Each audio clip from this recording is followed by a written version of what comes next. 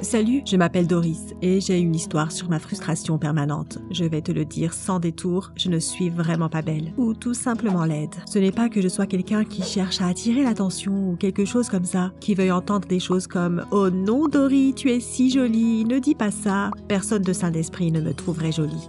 Ton physique est une loterie génétique comme on dit, et moi je n'ai eu aucun numéro gagnant. Mes deux parents sont beaux et personne ne sait à qui je ressemble. Je suis en excellente santé, pas de déficience ou de malformation. C'est seulement que mon visage fait peur aux gens. Mon frère aîné est beau lui aussi, comme mes parents. Tu sais, je serais ravie de te dire que je suis habituée à mon reflet, mais encore maintenant, j'ai envie d'appeler un exorciste chaque fois que je me vois dans le miroir. Cela dit, je me sens tellement bien dans ma peau que je peux me permettre d'être pleine d'humour et non pas te confier une histoire dramatique chargée de souffrance. Mais je n'ai pas toujours eu cette attitude légère envers moi-même. Comme tu peux l'imaginer, j'ai encaissé une collection impressionnante de phrases aussi bien de motivation que d'insultes qu'une personne laide peut recevoir tout au long de sa vie. Quand j'étais petite, c'était un peu plus facile de vivre avec mon apparence. En général, les jeunes enfants ne s'en rendent pas compte. Mais leurs parents, oui. Je me souviens encore de quelques commentaires qu'ils ont faits à mes parents lorsque nous étions sur un terrain de jeu public. Heureusement, c'est beaucoup plus important pour une fille d'être gentille et agréable que d'être belle, n'est-ce pas? Et la grimace de ma mère. Mes parents m'ont toujours soutenue. Ils ne m'ont jamais dit que j'étais une beauté, mais ils m'ont appris à comprendre quels sont mes points forts et mes points faibles. Cela s'est avéré très utile dans ma vie. Mais les problèmes d'acceptation de soi ont commencé quand je suis allée à l'école. Tu sais combien les enfants peuvent être cruels. J'ai entendu des commentaires de toutes sortes, moqueurs, désobligeants, offensants. Dans un conte de fées sur une princesse et un dragon, tu serais le dragon. Et tu as peur des miroirs? Tu es sûre que tu n'es pas une enfant adoptée? Tu ressembles plus à un troll qu'à tes parents. Mais heureusement, ils se sont habitués à mon apparence, ce qui est un miracle, car moi, toujours pas. J'ai même des amis après tout. Je pense que j'ai une personnalité agréable et que les gens aiment me parler. Mais il y a toujours un autre avantage de se lier d'amitié avec une personne comme moi. Mes amies jolies étaient absolument époustouflantes à côté de moi. C'était donc mon rôle social à l'école. Une amie laide. Ça sonne mieux que paria, mais ça détruit ta dignité. Au début de l'adolescence, j'ai pris ça trop au sérieux. J'en avais assez des moqueries et des commentaires constants sur mon physique.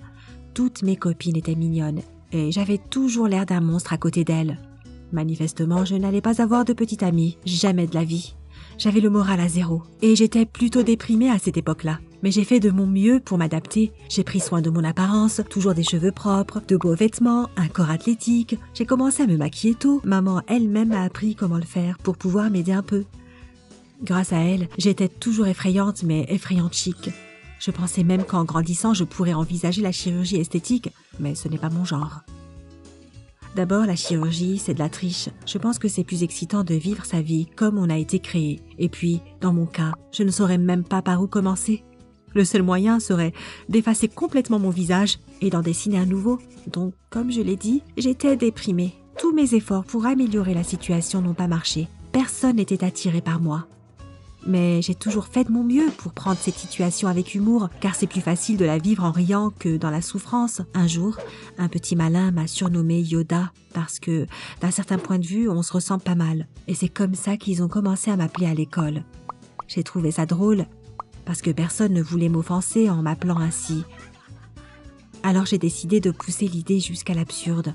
J'ai commencé à imiter Yoda, je parlais comme Yoda, j'appelais tout le monde jeune Padawan et je faisais toujours des remarques pleines de sagesse. Et une fois pour Halloween, je suis venue à l'école habillée et maquillée comme maître Yoda. Je n'avais pas besoin de trop de maquillage pour être honnête. Ça a été un énorme succès. Les gens ont apprécié et se sont mis à rire avec moi, et sans moquerie. C'est là que j'ai compris que la situation n'était peut-être pas si désespérée. J'ai gagné le cœur de mes camarades de classe petit à petit et j'avais la réputation d'être la plus drôle de l'école.